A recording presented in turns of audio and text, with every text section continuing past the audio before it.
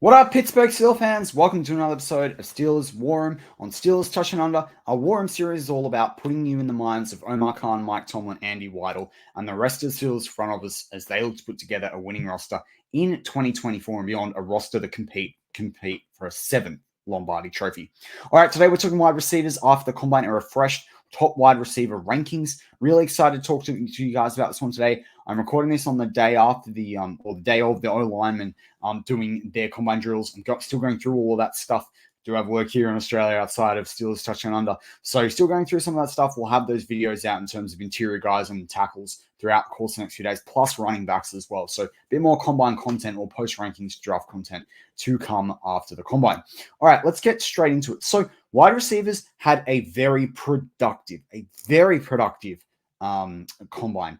Xavier Worthy out of Texas, a guy I know, being a Texas Longhorn fan, broke the 40-yard record, 4.21, blistering pace, equaled it on the field. Official timing made him 4.21. You know, Brian Thomas considered probably the fourth, some people third, some people fifth best wide receiver in the draft. Then you had Adonai Mitchell, or Addy Mitchell, his nickname. He had a 4.34. Tez Walker had a 4.36. Cowling, we knew he was going to be fast at Arizona. He had a 4.38. Roman Wilson, huge draft stock for him. Might have even gotten himself into the first round with a 4.39. Ladd McConkey probably surprised a few people with his 4.39. Leggett had a 4.39. That's really good for his draft stock. Pushes him from a third round into a second round guy. Troy Franklin with a 4.41. Ricky Pearsall with a 4.41. Bob Means, who I said to look out for ahead of the combine in my top 60. He had a 4.43. He tested really well overall. And then Roma Dunes had a 4.45. Luke McCaffrey, Christian McCaffrey's brother, had a 4.46. Brendan Rice, Joe Rice's kid, had a 4.50. Jalen Polk, who I really like, had a 4.52. So I'm not going to go through every single time, but they had a really, really good situation in terms of wide receivers and their 40-yard times. No surprise. And Xavier Worthy had a 1.49 along with Anthony Gould for his 10-yard split. Then came Brian Thomas, Roman Wilson, Ladd McConkey, Adonai Mitchell, Roma Dunze. I think that's really important for Roma Dunze's draft stock that he was in sort of this equal top 3-4 guys, equal, I say, because there are lots of guys at that number, but for the 10-yard time. I think that's really, really important. The other thing that I wanted to bring up was the 3-cone drill. Again, Roman Dunze, Ricky Pearsall did really well there, followed by Troy Franklin and Cowling. Not everyone does the 3-cone, but I really like it. I think it's a good test of speed in terms of agility, explosiveness, and speed with footwork, not necessarily just straight line speed.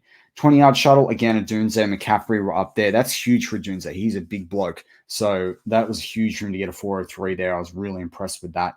And I don't think many guys competed in bench. But you know, the sort of the highlight was the 21 from Aeneas Smith. Bub Means, as I say, he tested out of the gym or out of the stadium with 19 reps there. Whittington out of Texas, I'm not surprised he got an 18. Pearsall had 17. That's, again, really good for him. Roman Wilson had 12. Brian Thomas Jr. had 11. I'm surprised Brian Thomas did that, but maybe he's going to have a go at it before his pro day as well. So that kind of makes a lot of sense there.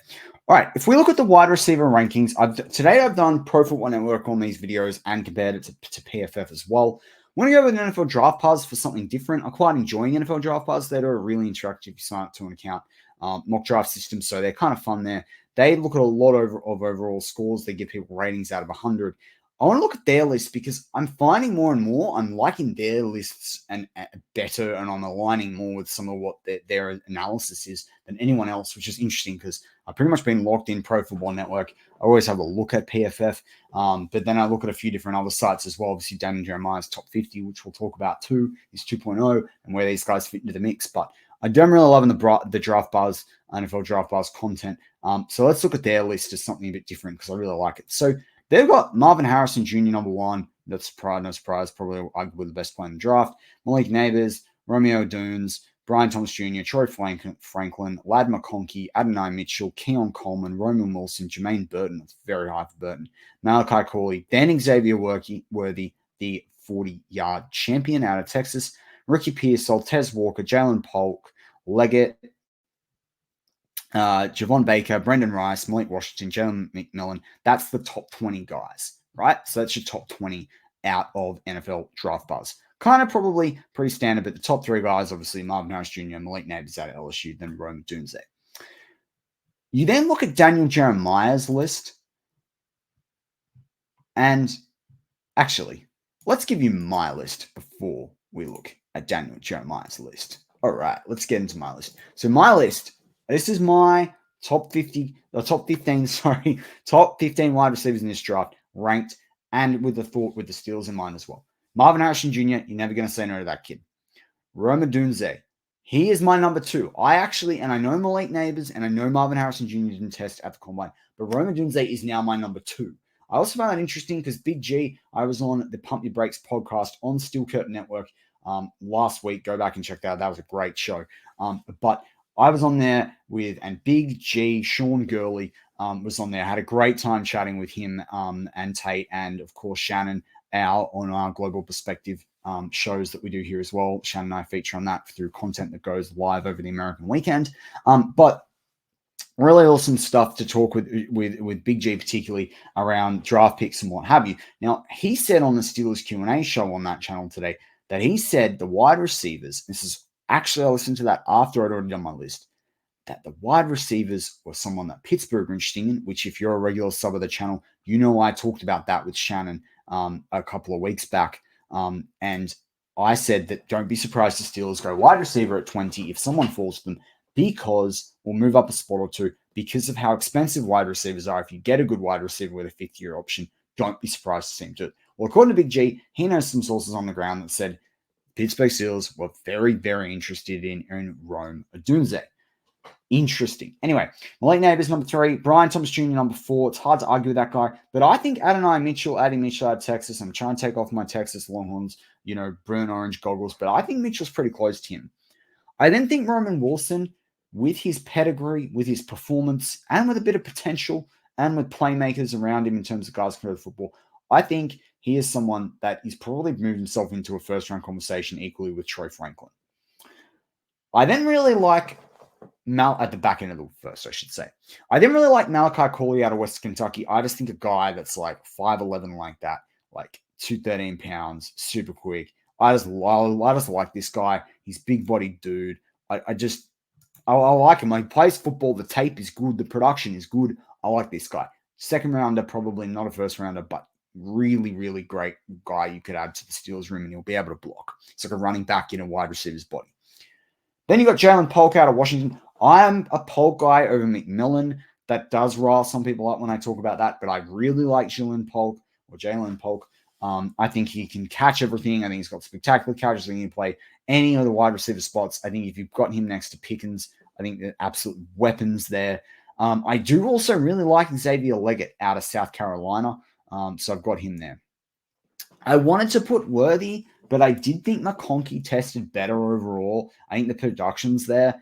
It's hard for me to rank down Xavier Worthy. His speed is what keeps me here over Ricky Pearsall. But I actually like, when you watch Texas, this guy can do a lot, but he doesn't fit within every scheme. So in terms of where you rank the guy, you got to put him down, especially at like 165 to 170 pounds. Yeah, he's got blistering speed, but you got to have someone to throw it to him. You've got to be able to get him open. And for the Steelers particularly, and that's where the majority of you guys listening to this video, you guys support the Steelers, doesn't really fit what we're going to do. And we've kind of got that guy anyway in Calvin Austin, who's probably, I think, a bit more physical anyway. Then you got Ricky Pearsall out of Florida. Really like Ricky Pearsall. He's got a good, he just seems to make all the catches he needs to make. Jacob Cowing out of Arizona. Liked him at the Senior Bowl. Really impressed with his 4.38 blistering speed. Now, you will notice I don't have Burton on this list out of Alabama. If I'm swapping out someone in the top 15, easily Cowing makes it over Burton. That's just how I feel. People can hate it. They cannot hate it. I don't think Burton's production puts him into the top 15 in this draft in terms of capabilities as well. I know he did pretty well at the combine. I just don't have him in my top 15. Top 20, yes. Top 15, no. And then I Keon Coleman out of Florida State. He would have been higher on this list. He is a big guy, or bigger wide receiver, but his testing, his 40-yard time in a 4.61 was poor. Until he does better than that, he is not going to make it any further up in my top 15. Pure, plain, and simple. Now, why did I not choose to talk about Daniel Jeremiah's top wide receivers? He actually also has Rome Odunze as number 3, which he's moved this guy around some of his thoughts. He's got Malik Nabers moving up the board, but he's loved Odunze for a long time. I've listened to Daniel Jeremiah talk all sorts of different things about this guy, same as Bucky Brooks. And this guy's terrific. I think he's making every catch. I just think he's a top player. I've got so much time for Roman Dunze. I think you go and get this guy. He's just fantastic. 6 foot. That's all that you need at wide receiver. You've just got a guy there once you bring him into the mix that can do everything. It's just the size. I love it. There are a number of these guys that are in Jeremiah's top 50 as well. But hey, this is my top 15 wide receivers. Let me know in the comments. Do you like this 15? Is there a couple of guys you like over the others? Is there ways you can break these guys down? Do you think I've got it wrong? Is there someone that I'm literally sleeping on and missing? Do you think there's someone that should be? Do you think Keon Coleman, for example, should be higher? Am I sleeping on Lad McConkey? Am I crazy to put Adonai Mitchell there as someone who I think is equal fourth best in terms of the wide receivers? You tell me in the comments. Really keen for that. Really enjoying the community discussion we're having in the comments. As always, go Steelers.